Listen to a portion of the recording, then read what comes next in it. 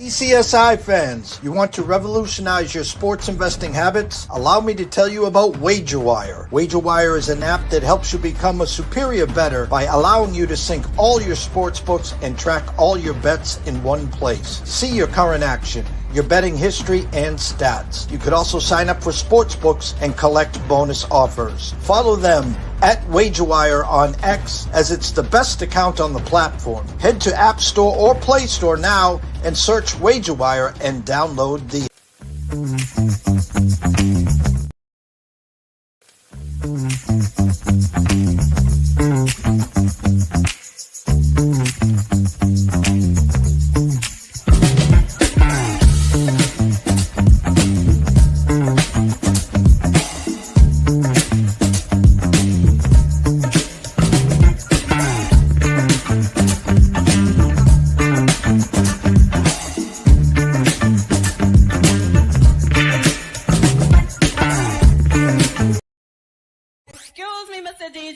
Check this out, we got a great show coming your way. From the ECSI Sports Studios, the #1 sports information program in America, the Breakfast Bankroll, with your host, the sports broker, Jeff Dawson.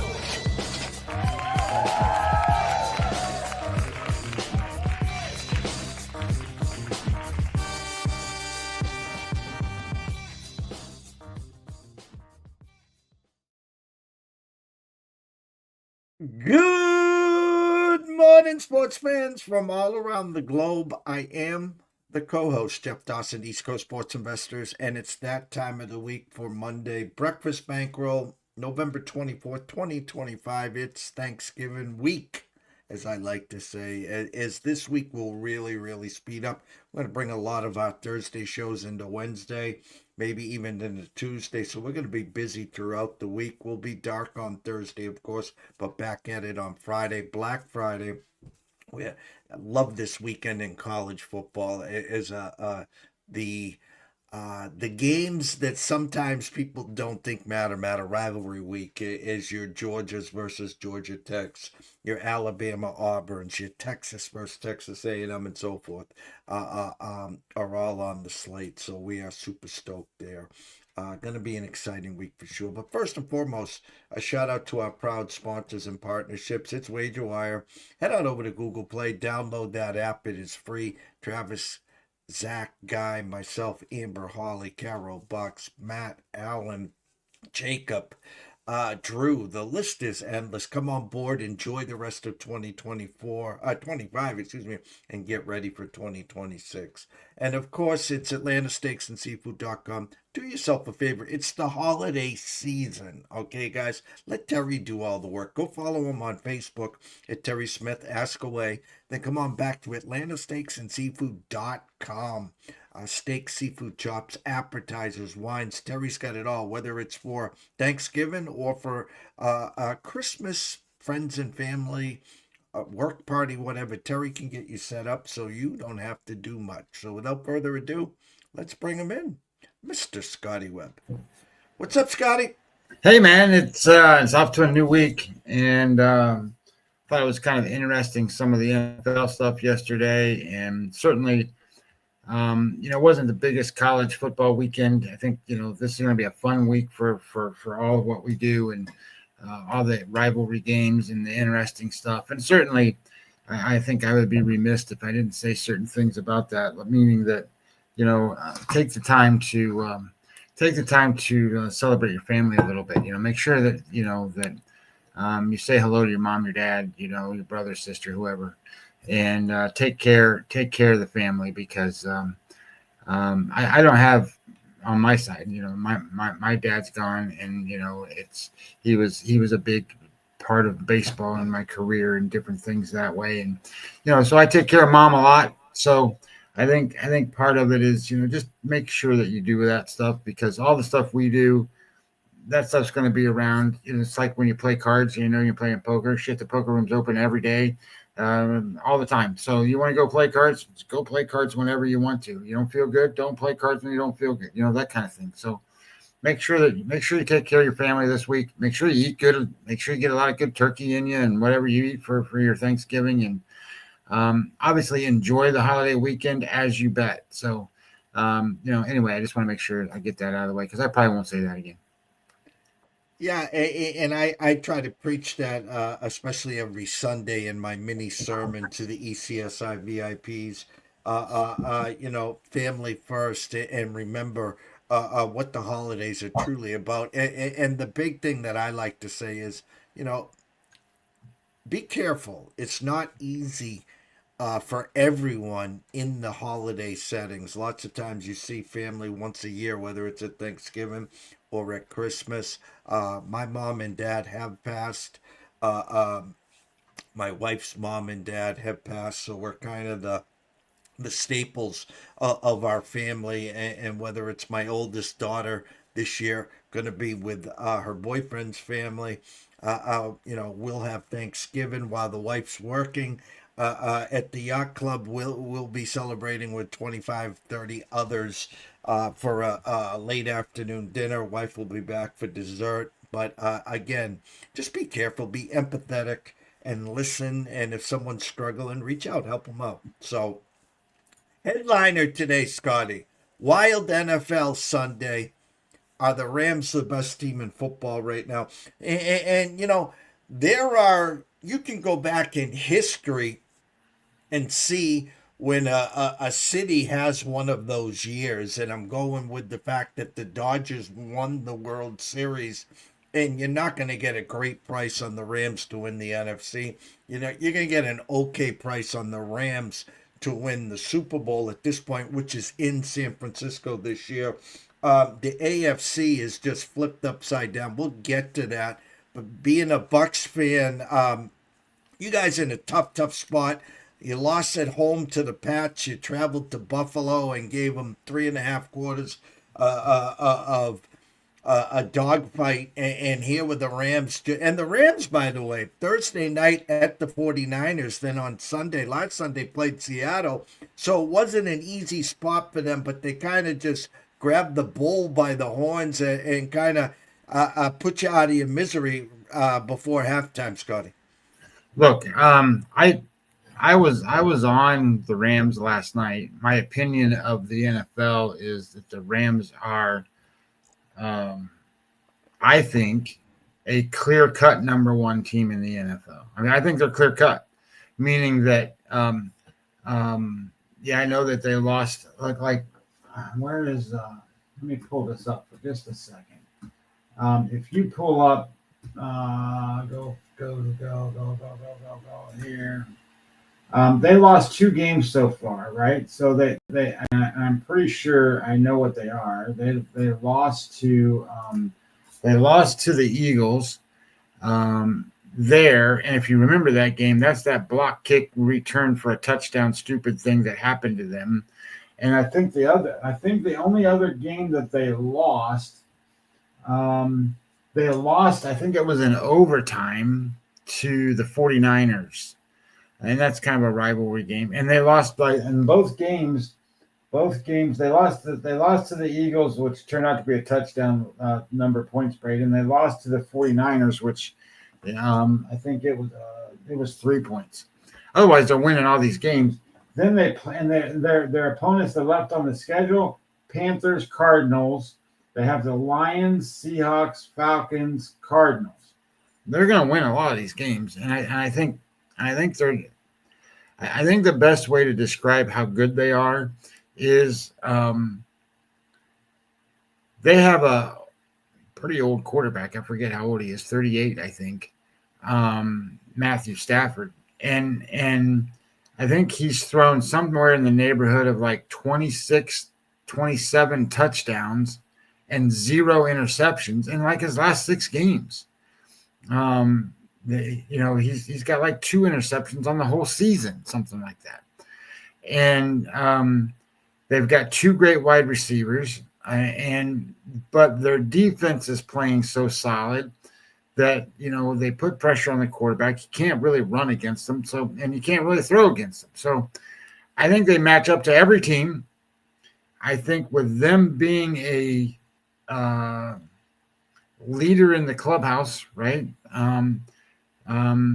They got to go through the Rams in LA, so that at their stadium, they don't got to go play out in the cold as of right now. So I think that puts them in the driver's seat of a lot of things. So if your future tickets don't hold Rams, you need to start looking at how to get them involved or whatever, because I think the Rams are as good as a bet as any team to win everything. Looking at it, there's only one team that I think that they would struggle with, and that would obviously, if they had to go back to Philly, west to east in the cold. Other than that, listen, we can go back a couple weekends. Sam Darnold threw 4 interceptions, yet they were lined up for a field goal to kick to win that game. I think Seattle's the team that matches up best for them. And as you said, I think for the year now, Stafford's like thrown 28 touchdowns, 2 interceptions. It's just phenomenal what he has done. Puka and the addition of Devontae Adams, he cannot be stopped in the red zone. It doesn't matter. So if you try to double him, then they'll hit Puka. And then the no-look pass to the tight end where they run double tight ends. I mean, they have a good running game with Karen Williams and Corum. So my point is, and they got the mad scientist, the genius himself, Sean McVay. I think they're lined up with the Dodgers already in tow now that won the World Series. So could be a big year for LA. I want to circle to the AFC. A lot happened yesterday. Kansas City, fortunate to be 6-5. The Ravens kind of chewing their food, limp past the Jets. The Pats win, don't cover.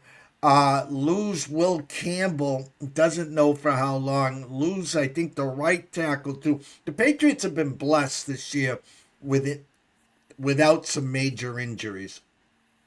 And yesterday took its toll. They've won, 8 in a row, 9 in a row now.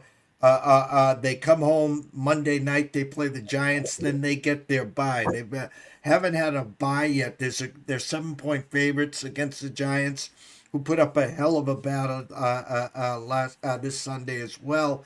You look at the top. Indy loses at KC. Denver on a bye. Pats win. They vault to the 1 spot. The usual suspects, Bills lose again. KC limps through Baltimore.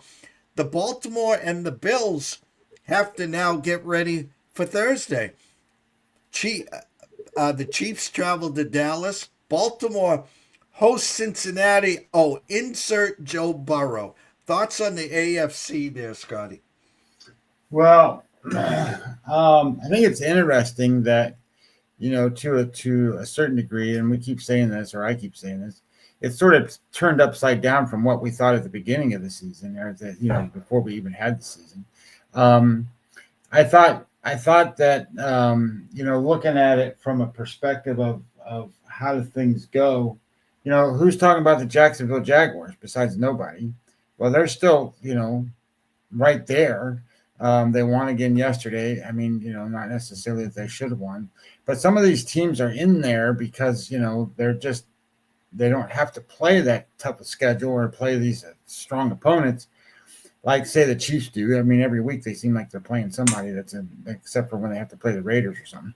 But, so I think when you start to think about it, it's very difficult to handicap it.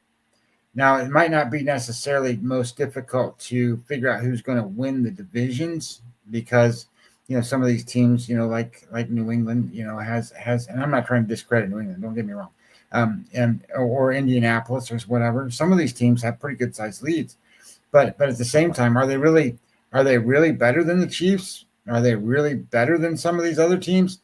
I don't know the answers to those questions so I shouldn't say it that way. You got to figure it out in terms of power ratings and how strong a team is and what would the lines look like. Even though a team, I think I heard you say this, and I've seen people say, talking about this all the time, is that even though the Chiefs have lost. How many games have the Chiefs lost? The Chiefs have 5. lost 5 games. Yeah, they're like 6-5. Even though the Chiefs have lost like 5 games, they're still power rated as like one of the best teams, and if or not the best team in the AFC. So like they're favorites over everybody. So and they've lost 5 times, and you know what I mean. So I think when you start to really think about what matters, it depends on what your bets are. If you're betting individual games for the rest of the season and you don't have outstanding tickets to win, or you're not going to make an outstanding bet or whatever for the who's going to win a division or a playoff game or whatever, then I think you really got to focus on what the power strength looks like. What does the lines look like? What would we just saw it, right? What would Kansas City's line look like against Indianapolis? Well, we just saw it. They were 3.5 point favorites. I mean, they didn't cover, but they were 3.5 point favorites. I don't know how they pulled that game out, but anyway, 3.5 point favorites. And then, what would that line look like if they had to play in Indianapolis then? Because obviously, because of the strength of the schedule and where they are and division champions and stuff like that, they're going to have to play all that shit on the road, just like Buffalo might or whatever. But Baltimore now I think has passed Pittsburgh. I think they're like the leaders of the pack in that division now. So I think that that puts them kind of in a driver's seat to a certain degree, right? Because they're a good team and they got off to a terrible start, and now they're going to get home games, in the playoffs. So you get home games in Baltimore. That's pretty tough. And then we'll see how they finish out the season. I don't know what their schedule looks like. I know that they play. They play Cincinnati this weekend, which and it's a home game for Baltimore. So I mean, they're gonna. You saw Cincinnati play. They have a little bit of fight in them. I'm trying to pull them up. Here's the Ravens. The Ravens schedule. They play versus the Bengals, and then they play versus the Steelers. So these are home games. I think they'll beat both of those two teams that way. And then they play at the Bengals. Well, there's nothing telling me the Bengals are ever going to beat this team. So that'll be more of a dogfight, I think. But I still think Baltimore wins that one. And then they play at home against the Patriots. I don't know if it's going to be a meaningful game to the Patriots or not at that point in time. That is December 21st. And then they play at the Packers and then at the Steelers. So, they're finishing twice with the Steelers and twice with the Bengals. So I think they can beat both of those teams. They might lose, they might go 3-1 in those. And then I don't know what they're going to do against New England. And I don't know what to make of Green Bay, to be honest. I can't figure that team out. Sometimes they go out and look like they're going to be the best team in the division, and other times they can't beat the Saints, for God's sakes. So I think that puts Baltimore in a good spot. I think Pittsburgh then really has to drive to beat them to have a chance, because they got to beat them and get these head-to-head matchups, or they're in trouble. And I don't know what their schedule looks like. Pittsburgh's schedule. What do they have left? Pittsburgh schedule. Pittsburgh. Pittsburgh's got. They just played Chicago. Then they get Buffalo, Baltimore, Miami, Detroit, Cleveland, Baltimore. So they got Buffalo, Baltimore, Detroit, Baltimore, and they got Cleveland on there. And I don't want to say anything that saying Cleveland can't beat anybody, because that defense can keep them in games. It's in Cleveland too, and they play really good there. And I don't know, Shedeur Sanders, he didn't look too bad yesterday, at least completing some deep balls. I get it; it was against the Raiders, so I think that puts Pittsburgh in a bad spot. I think Baltimore's in a good spot. So AFC wise, who's the best team? I sit there and go, Kansas City and Baltimore. Don't discredit those two teams, no matter, because I know who's at the top, right? You've got New England and you've got Indianapolis up there, but don't discredit those other two. I think yeah, they might have to play on the road a little bit, but they've been there, done that. They're used to this kind of stuff, and I really think that, like yesterday, when you have Danny Dimes going up against the Chiefs and Mahomes, are you really going to count on Danny Dimes, or are you going to go, yeah, I really want to count on Mahomes? And what happened? Mahomes took him right down the field and he didn't do it the first time. So I don't know if you watched it, but in the fourth quarter, it was like 4 minutes to go. Well, Indianapolis stopped them, and then Indianapolis got the ball back and 3 and out. They couldn't do anything with it. They could have kept the ball and kept Kansas City from even having it, but they didn't. It's 3 and out. And then they kicked it back. And to be honest, Patrick Mahomes, he got down to I don't think it was like the 9-yard line, 10-yard line, and then they ran out of time, so they had to kick a field goal to go into overtime.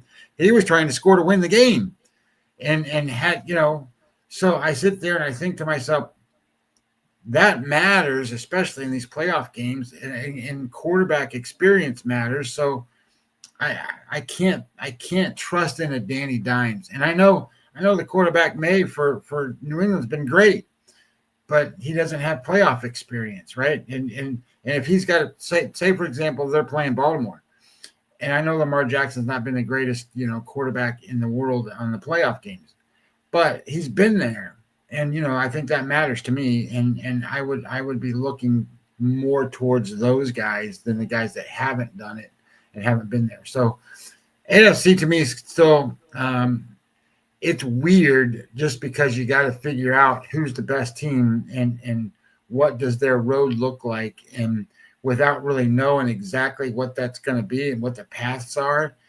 I think that you could find a team that's a wild card team that comes out of the AFC and is in the Super Bowl. So anyway. Yeah, we were weeks ahead on the Ravens. I wasn't afraid of the Steelers. We had plus 160 to win the division, plus 130 to make the playoffs, or vice versa there. I have to go back on my sheet there. There's one fly in the ointment in the AFC. It's a team that has a good record that kind of struggled, has been playing with their food, and now you add late November and December and add a little mile high air. I think that's the one fly in the ointment if Denver gets the number one spot, Scotty. Yeah, I'm looking at I'm trying to get it to come up right now. That's not exactly how I wanted to see it. Let's go back one. I wanted to see what it looks like with the brackets. There we go. So right now, if you put in and they don't have it listed that way. Pain in my butt. I wanted to see kind of what the bracket part of it looked like. So right now it's saying AFC Patriots are number one. Bills have to go play the Broncos in Denver. Okay, well that's a good game. But again, do you trust Knicks? Or do you trust Allen? The Jaguars play the Colts in the Colts. Okay, well, I think I would take the Colts just because the Jaguars, whatever. And then you have the Chargers and the Ravens. And okay, well, the Chargers are going to be out of luck, because if the Chargers are there and they got to go play at the Ravens in the cold, I would take the Ravens, right? So I think when you start to look at these things and you kind of break them down, the NFC is just amazing. You've got the Rams as the first round bye, the 49ers against the Eagles in Philadelphia, the Packers against the Bears, and the Seahawks against the Buccaneers right now. So those are all great games. So I think, and that's obviously going to jumble around a little bit. But I think when you start to think about it, that the Chiefs aren't in there right now. So the Chiefs, who are they going to pass? I guess the way it would look is, they still got to pass. They're 6-5. Pittsburgh and Houston is 6-5, and Houston's looked a little bit better as of late. Pittsburgh doesn't look as good, but I mean, whatever. Kansas City. So they got to pass those two teams, and then one of these other 7-4 teams, Chargers, Jacksonville, or Buffalo's got to come out. So I think it's going to be interesting to see if they even get in. But I can't count them out. I thought, did we look at their schedule? Their schedule was pretty easy, I thought, right? As it comes down to what they're doing. Um, they got Dallas. Well, Dallas is playing a little bit better right now. It's in Dallas. That's the next game. Then they have Houston at home, and I think Houston at home will be okay for them because it'll be cold. Then they play the Chargers, and then they got Tennessee, Denver, Las Vegas. Okay, well, I mean, Denver's pretty good, but maybe it won't matter to what Denver needs to do. So it'll be. I don't know. I think all that'll be kind of interesting to see how that plays out. I don't want to say excited. I'm intrigued by how this works in the AFC because those teams are good teams, and power rating wise, they're better than the teams that are in. So we'll see. Tonight, Carolina, San Francisco, currently at the Circa. Good morning, Mr. Benson and Mr. Stevens. 7 minus 125. They're holding on to 7, which is kind of surprising. I don't see a lot of minus 125s at Circa. We'll see if it gets to 7.5 with a 50. Any thoughts on Bryce Young and company traveling to Brock Purdy and the 49ers tonight? Yeah. I already bet this game. And like some of the stuff, I don't, I had the option to bet this game -7, -112, -7.5, which, obviously you got to be careful there, but +107. So those were my choices yesterday. And what I was trying to decide is whether I wanted to bet it yesterday or bet it today, because my thought was it's either going to go 2-7 everywhere, everything's going to be a 7. Or it's going to go up and everything's going to be 7.5, and it's going to be 7.5 at a minus number. So I made a decision yesterday. I bet this game -7.5 +107 for San Francisco. I bet it yesterday. So, sometimes I get burned on that, but most of the time and the reason I bet it even that way at all is because I don't think that obviously I wouldn't do that if I thought that the hook was going to matter. Running it through my program, the system, I've got 27-13 49ers over the Panthers. Look, I think it comes down to a couple things, the synopsis here, just a quick synopsis. Carolina hangs early with Dowdle running on the insides, but Young's passing, he's not good on throwing deep passes at all. And San Francisco blitz yields interceptions and stalling drives, and Purdy playing matters. Yeah, I know that I forget the kid that was playing quarterback before Purdy got hurt. Mac Jones. Mac Jones, yeah. Mac Jones was doing fine, but Purdy coming in is a difference maker. Stand in the pocket, put it right on the guys, and they go. But Purdy exploits Carolina's zone defense. And I think that you're going to see a pull away effect, right? I don't. It's kind of like I say this in some of the games that you see, is these teams have to keep up. San Francisco's offense, by the way, let me go back up here. Click this for a second. San Francisco's offense year to date is 10th in EPA. And in the last 4 weeks, they're 4th in EPA. And the defense, Carolina's defense in the last 4 weeks in EPA, they're 28th. So theoretically, in the last 4 weeks numbers, you got the number 4 team on offense against the number 28 team. Well, that's pretty good disadvantage. And then if you look at kind of the other side of it, the offense for Carolina, they ranked 26th for the season, and in the last 4 weeks, they ranked 27th. So I get it. San Francisco hasn't been the best unit. They've been hurt and all that stuff on defense, but they're not playing much. So you're going to have to expect the 26th or 27th best offense to keep up, and it's an away game. Give me the home team. And that's what I took. I took the home team. I took the home team minus the 7.5 plus.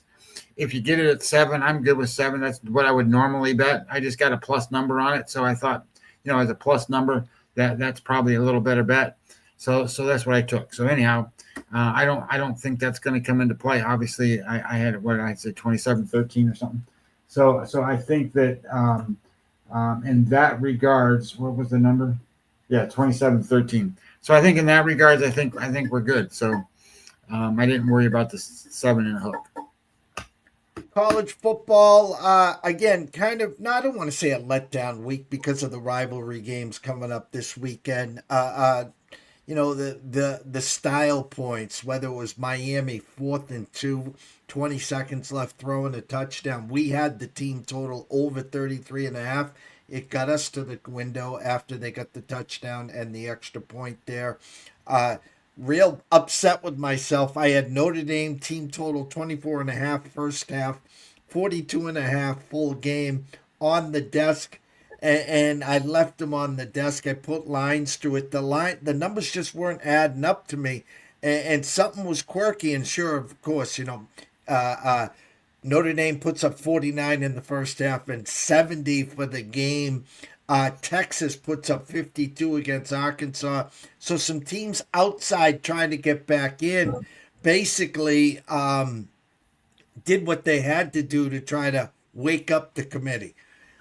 Yeah, but I think one of the ones that was most important because of where the rankings are and what they're trying to do is Miami. Miami had to have some style points, and they didn't cover the spread. I mean, they played Virginia Tech. They were minus 17.5. I took them minus the 17.5. They win by 17, but they scored that to get to 17. With I don't remember. It might have been a minute to go in the game or something. 20 seconds, 4th and 2. Yeah, so there you go. So I think the reality becomes is that we got to figure out, how good is Miami? At some point in times in the season, they were the second best team. At the beginning, they were the second best team, and that could have been the second best team to not necessarily Ohio State, but whoever else was up there. They're the second best team. But I don't, this Carson Beck kid is. I think up here something's wrong. I mean, I think he's a good kid, but I in terms of talent, but I don't think I think he's a me guy, and me guys don't win you championships. They just don't. So,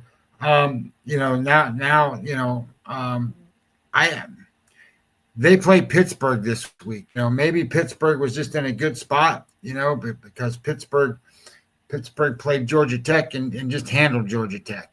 And maybe that was a good spot for them and it's a bad spot for Georgia Tech. And we'll see what that kind of looks like. But the number in that game, where's the game? The number is Georgia, Pittsburgh. 6, Miami minus 6. So there you go. So it's within a touchdown. I don't, it's one of those. It's one of those that this is a tough game for Miami.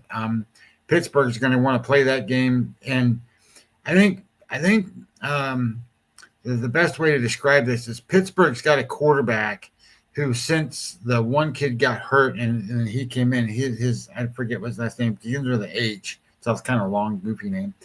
But he's a freshman, and he's been playing lights out except for one game, and it was a matchup problem for him. So I don't know what this matchup looks like. I haven't run the numbers because it's early, but so I think that's an issue. I think what was kind of interesting to me too was Ohio State, what they looked like without their two best weapons, without Carnell Tate and without Jeremiah Smith. They still covered a 32-point spread or whatever it was. And I know the people bet it down when they found out they weren't there. So it's like under 30. And they still covered that number. And that was against Rutgers, who's got a pretty good offense, not a real good defense. So I thought that was interesting. I was all over Maryland this week. And obviously it was the wrong side. They went right down the field, scored a touchdown at the beginning. I thought, yep, here we go. This is going to be good. But Michigan played pretty well. And it wasn't that they played pretty well. They played a pretty good game, one of the better games that I think they've played. And Underwood looked pretty good in that game against a decent defense in Maryland. So That turns out today, this week's game with Ohio State, obviously, in Michigan. And I think that game opened at, I think it's 11, and now it's under 10, isn't it? Or somewhere around 10. Actually, it was a 13. They're showing open now at 11. There is Pinnacle at 9.5, 9.5 at Bet Online, and 10's across the Vegas Strip. Yeah. So I guess the way that I'm going to handle this game is Michigan's run defense is going to be pretty good. Ohio State has been trying to run the ball without, Tate and Smith. I'm gonna just go out on a limb and say I know Jeremiah Smith's going to play this game. I mean, meaning that they didn't need him for the last game. I think he's going to be good enough to play in this game. I don't know what his injury was. I don't even know if Ohio State's ever told anybody what his injury was. I don't know if anybody know what Tate's injury is, because he's missed like 3 games in a row now. So if those 2 kids are playing, there's no way that this game shouldn't be 2 touchdowns, to be honest. So we'll see what that looks like as it comes down. I think that, if it gets under 10 at most places, and you believe that those 2 kids are going to play, you got to play it.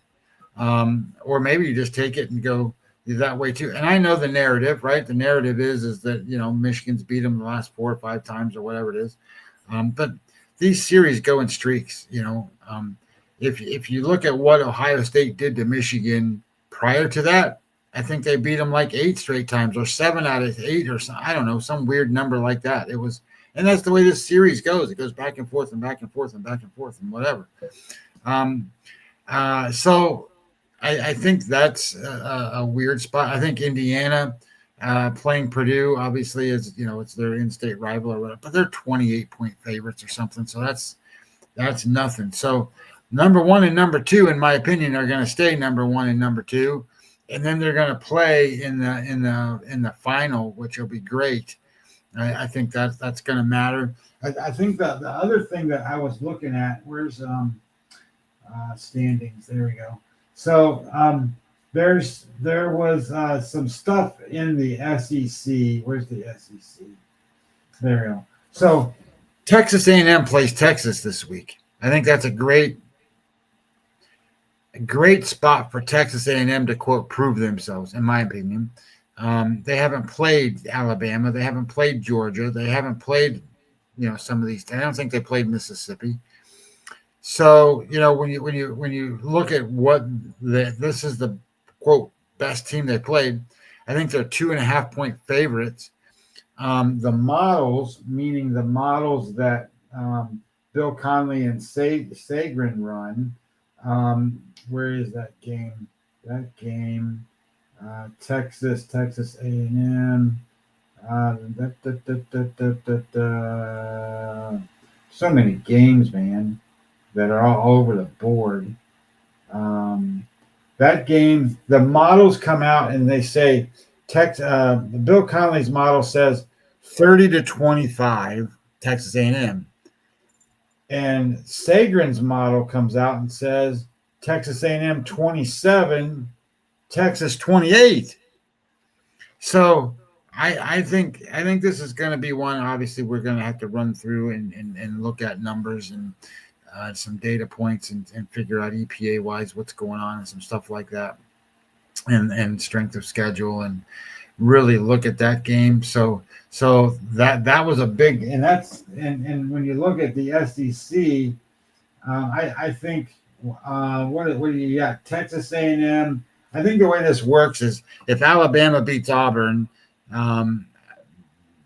Alabama plays Texas A&M is how I think this works.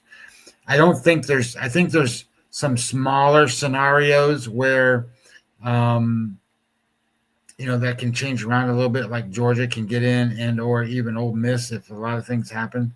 But I think Alabama, and I was surprised at that number too. Alabama's not more than a touchdown favorite over Auburn. So I was a little bit surprised at that. Auburn's not very good.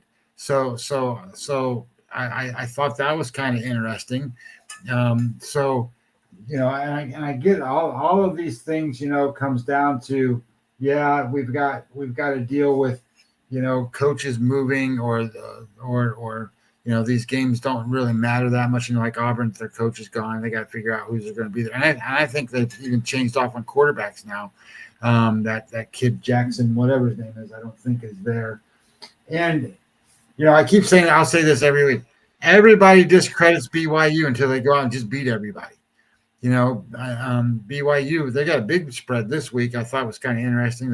I think they're minus 2 touchdowns this week, maybe more. But they discredited him going to beat Cincinnati. And if you look at Cincinnati's line this week, Cincinnati is an underdog to TCU.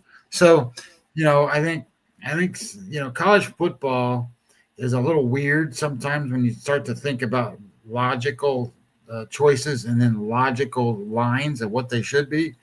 And I'm interested to see certain things. One of the things that I was doing when I just put this stuff together, I haven't vetted this out yet.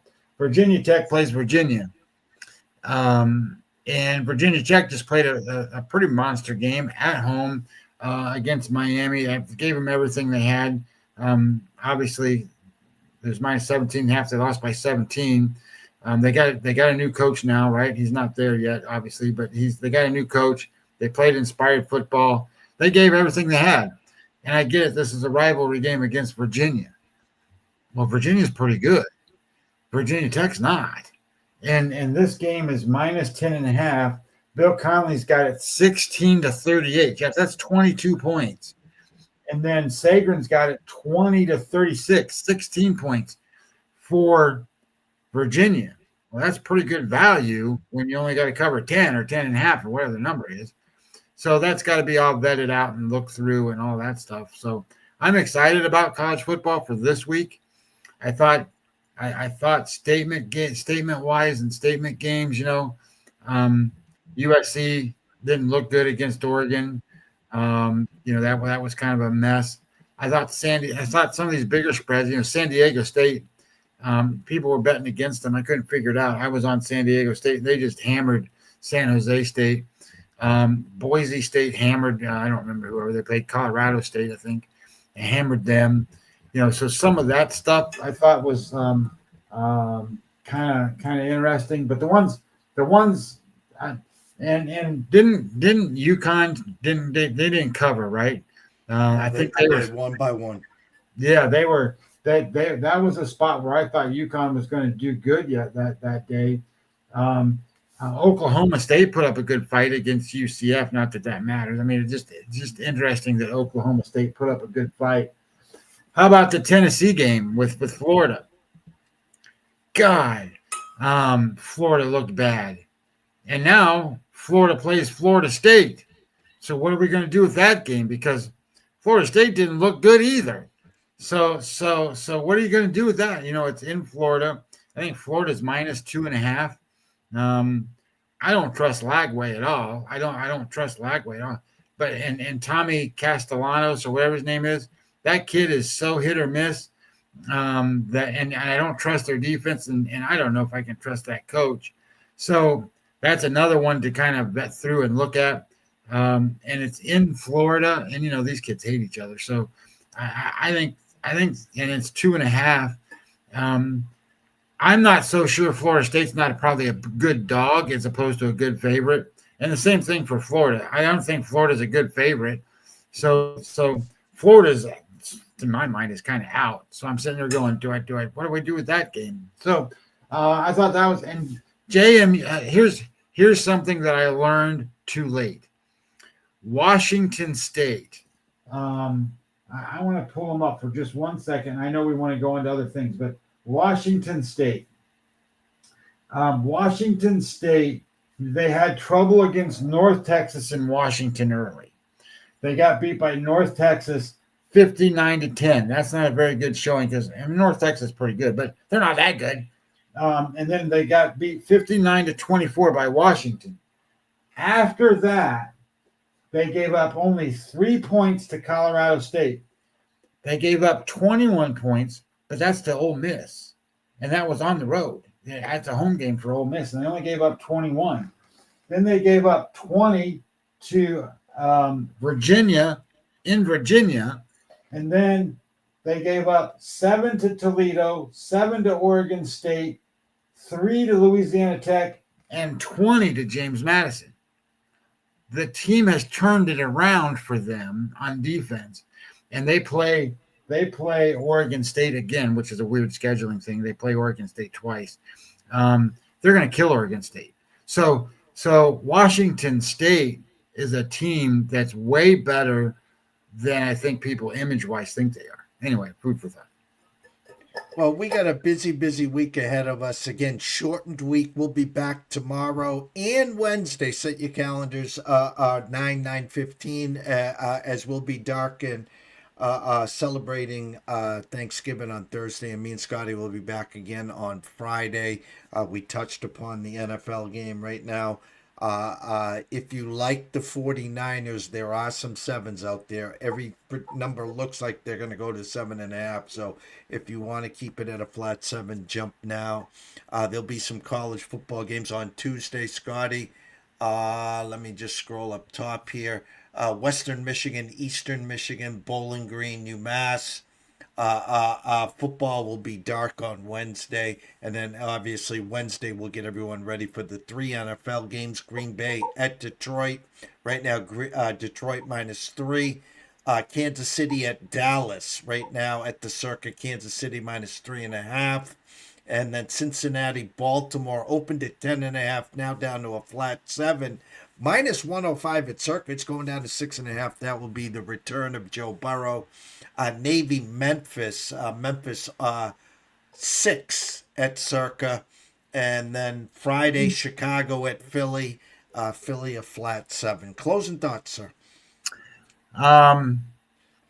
Yeah, I think this is going to be a fun week. I think it's going to be a fun week the whole week. I think it's also important to pay attention to, especially in college football, what the playoff scenarios look like, or to get into the conference championships look like, because these games are going to matter. For example, that Western Michigan, Eastern Michigan game matters to Western Michigan. They got to win that game. They win, they're in. That's just basically, in the MAC, they're the leader of the pack right now. So if they win, they're in.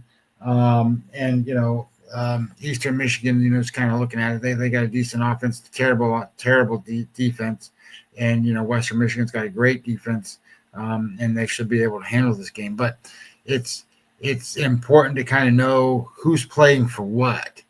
And on the back side of that is even if a team is playing for something important, is it a rivalry game where the rival can sit there and go, yeah, we can keep them from getting whatever it is they're trying to attain, right? So I think it's important to know that before you bet. Don't learn it afterwards and go, oh shit, I should have known that. Just know those things, going into whatever it is you're going to determine to make your bets for this week. And I think to a certain degree, the NFL is not as much soap opera this year, I think, as it has been in the past sometimes, where, you've got these big favorites that lose outright to certain things and different stuff. I think when I don't know that I have that set up. Yeah, I got it set up and haven't done it yet. But, we're looking at, what did you say the Kansas City line was? 3.5? 3.5, and there's some 3s out there.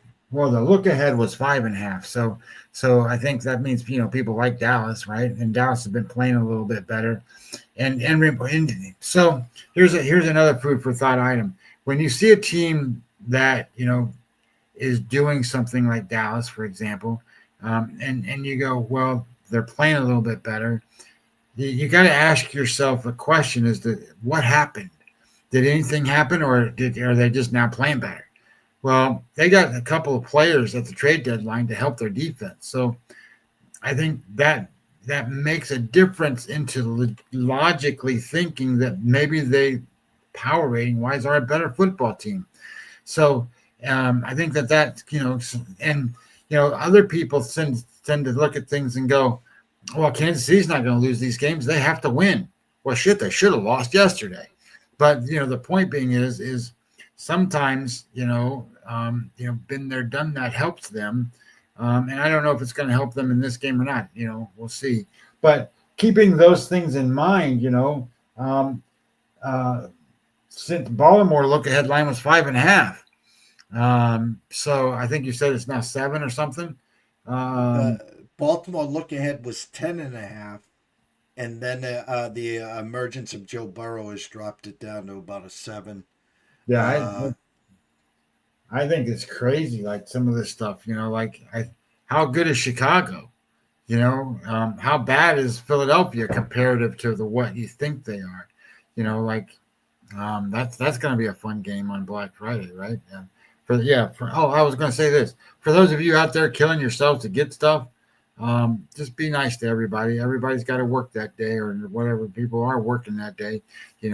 Just you don't beat somebody up over $20 or whatever it is. You know what I mean? Like, yeah, Jersey Mike's subs cost like $20 for half a sub these days. So when it comes to whatever you're doing, your value of money is just absolutely insane what it is. So fighting over these sale prices and different things on Black Friday, look, man, it's not worth it. Get a candle, light it up, smell the burning candle, and relax. Get a cigar or something, and be all good. Be good to your friends. Be good to your neighbors, and all that stuff. I'll close with hats off to Dallas. Monday night, go to L.A. Meaning Vegas, the Raiders, and win. Trailed 21-0 last night, come all the way back and win, and oh, by the way, play on Thursday. So they're technically going to play 3 games in 10 days. So it'll be interesting to see, which Kansas City offense comes and shows up there. In the college ranks, there's some real food for thoughts. Again, Miami needs to beat Pittsburgh to have a shot to get in. They were in this spot last year at Syracuse, double-digit favorites, up 41-23, and lose the game 44-21. Alabama on upset alert. If Alabama loses, now they have 3 losses, 2 in the conference. Insert Georgia, who will face a feisty Georgia Tech team that got steamrolled by Pittsburgh there. Texas A&M going for that undefeated season.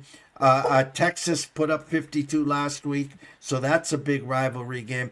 And the real fly in the ointment, go back last year. Ohio State loses to Michigan. By losing, they get a week off. They don't have to go to the Big Ten championship. And oh, by the way, then they cheat and they win the national championship. Now, the conspiracy theory, hey, let's screw the SEC one more time. Michigan beats Ohio State, and then they'll play Indiana in the championship game. Now here's the real conspiracy theory. Indiana beats Michigan 31-3. Well, you got 3 losses, no 3-loss teams going in there. Or Michigan beat the defending champs, the undefeated Ohio State game. The regular season's over. We got to the championship game. We had 2 losses. Now we have 3. If Michigan obviously beats Ohio State this Saturday and wins the Big Ten and beats Indiana. We know they're in that way. But Ohio State holds a lot of trump cards for a lot of teams on Saturday. Yeah, I think this. I think that they lost right to Michigan last year. Had the week off. They haven't lost since. Nope. They haven't lost a game since. Now that doesn't mean that they're gonna. That doesn't mean that they're gonna repeat this and lose to Michigan and then not lose again for another year.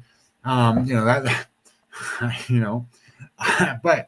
here's what I think. I think Ohio State changed. So what I mean by that is, if you really look at the scores that Ohio State put up against the teams they put up prior to the Michigan game, and then look at the scores after that game, they were blowing teams out. And I don't mean teams. I mean, if you look at their championship run last year, they weren't in a good bracket. They had to beat everybody. They had to beat the best of the best teams to win, and they did. And not only did they blew them out for the most part, covered the spreads, did all the stuff they needed to do. But that's the way everybody thought Ohio State should play. That's what they thought Ohio State was.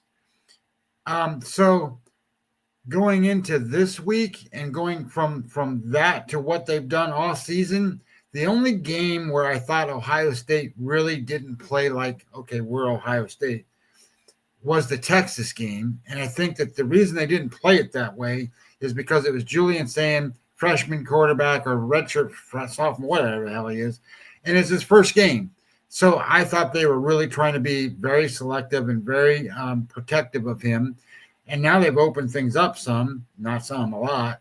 And he's proved to be a great quarterback. So I think you're going to see a free-wheeling Ohio State team against this Michigan team for the first time under the Day era.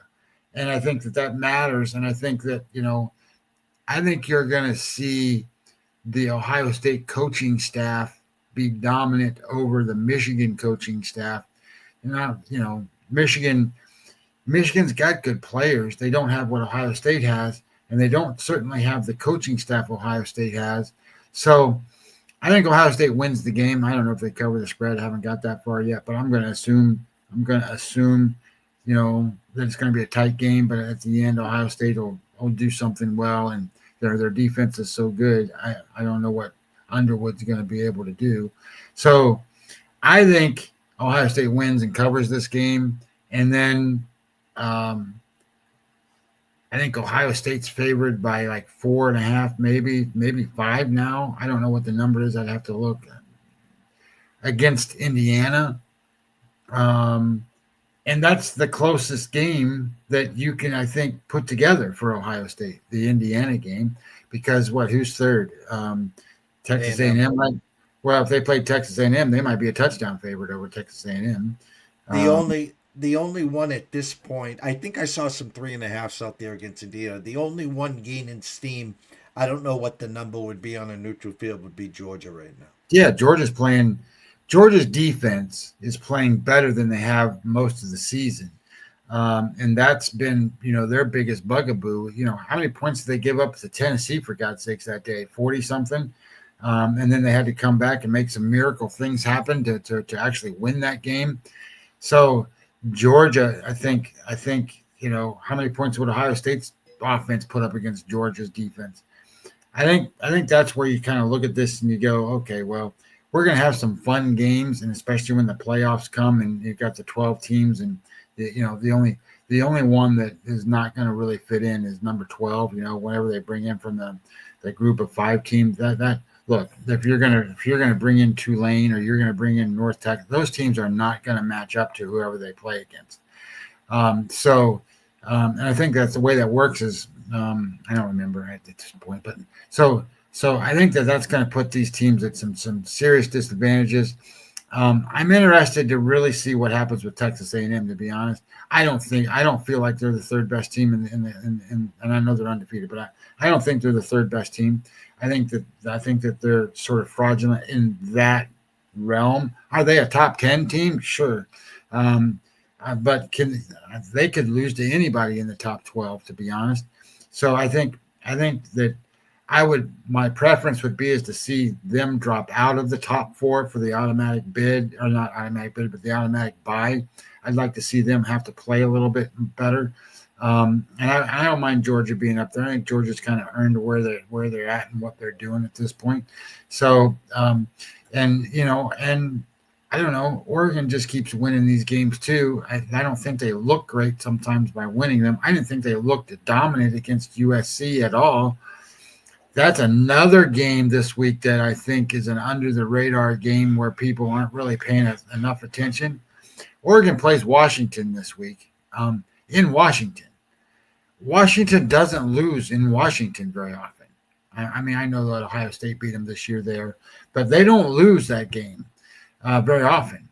And, Washington just destroyed UCLA, and not that that's any big deal, but UCLA's been playing better, and now Washington gets Oregon at home. I think that's going to be an interesting matchup. Oregon's been, deficient, hurt with some of their players. Maybe they get some of their guys back, and that helps them. But I think that that's an interesting game in the sense that I don't think people are talking about it enough. That's one of the ones that could snafu or snag up Oregon. And if Oregon loses at this point, I don't know if they make it in because there's other teams, sitting there kind of hanging around going, hey, we've lost 2 games. They've lost 2 games, and our 2 losses are better than their 2 losses, or our wins are better than their wins, or whatever. So, they can get in. Like if you had to play 10, say you had to have Tennessee play Oregon, what does that look like? I don't know. You know what I mean? Like Tennessee's defense isn't the greatest, but their offense is pretty damn good. And I don't know what to consider Oregon to be right now. I mean, I know they score a lot of points, but if you watch them play, it's kind of like, where do they get all their points from? I haven't seen that flash, that quack, the Bo Nix era in the Ducks. I think they're an early exit team, and I'll tell you who I would want to see, and I think deserves to be in the number 4 and get a bye.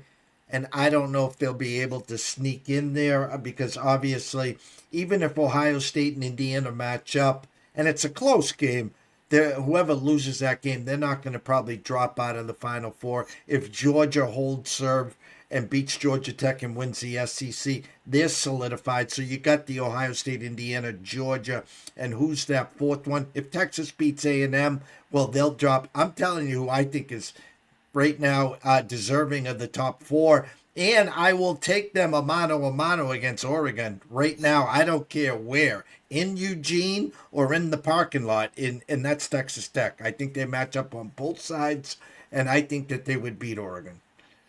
Yeah, I agree. I think so. I the other team that I think is going to be scary in this is going to be Notre Dame. I think Notre Dame is playing as good as anybody. Now, that being said, they got to play some quality competition here.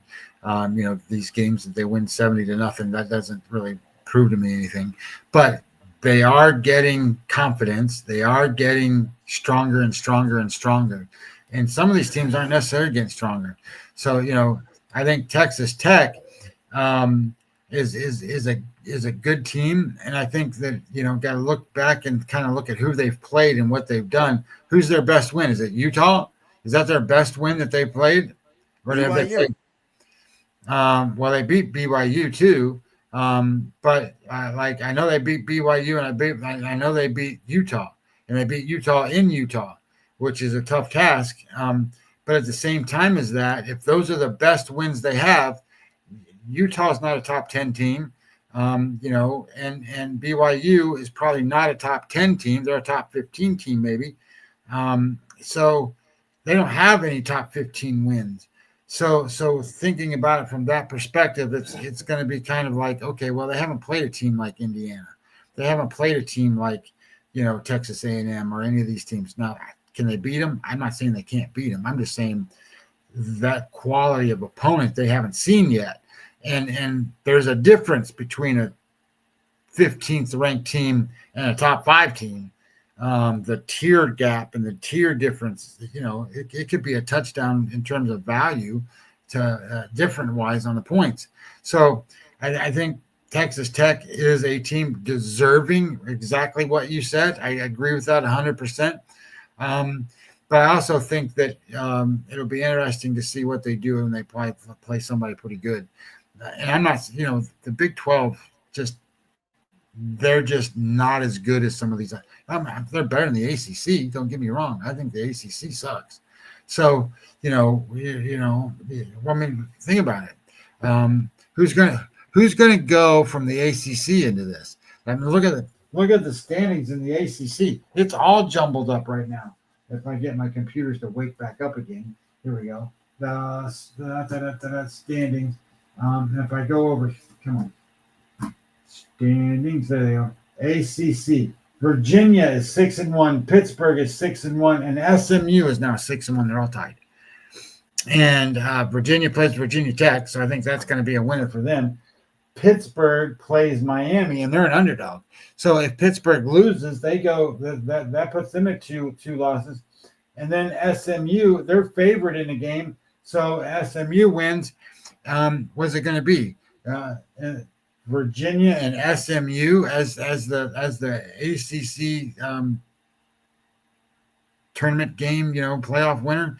And Virginia's ranked 19th, and SMU's not ranked at all.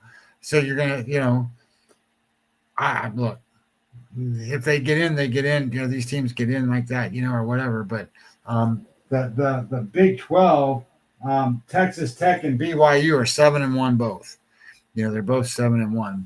And if they play off in the final, that'd be a pretty good game between those two teams. And both of those two teams are rated better than Virginia is. And Georgia Tech messed that up. Georgia Tech was going to win that ACC, and they lost, so they're kind of screwed the pooch on that stuff. So I think when you start to think about it and kind of look at it, some of that, like San Diego State in the Mountain West, they got a game they got to win this week. They're 6-1, leading that division, but they play New Mexico, and they're only like 2.5-point favorites. So, or maybe it's 1.5 at this point. They got to win that game.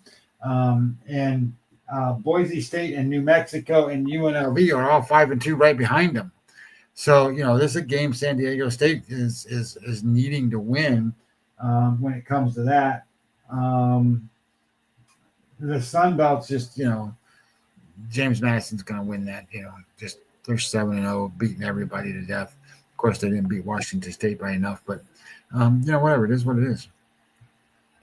Tomorrow, same time, same bat station. Me and Scotty will be back talking some football. We'll recap the Monday night game. Andrew McGinnis will be here talking some NHL. Wednesday, me and Scotty back around 9:15. We're going to then bring in, if my memory serves me correct, Matt Grissom will be in on Wednesday at 11 to talk SEC, to talk about the Westgate Superbook card. Then at high noon, Ron Marmolewski, live from LA, will be in to talk some college and NFL. Thursday, a day of rest. Me and Scotty will be back on Friday, and Nick Hathcote as well will be back on Friday. For myself, Jeff Dawson at EC Sports, the one and only Mr. Scotty Webb at Webby20MLB. We wish everyone a blessed day. Shout out to PB. Shout out to Mr. Lucky. Shout out to Dr. Lance, everyone else watching. God bless. Have a great day, and see you soon.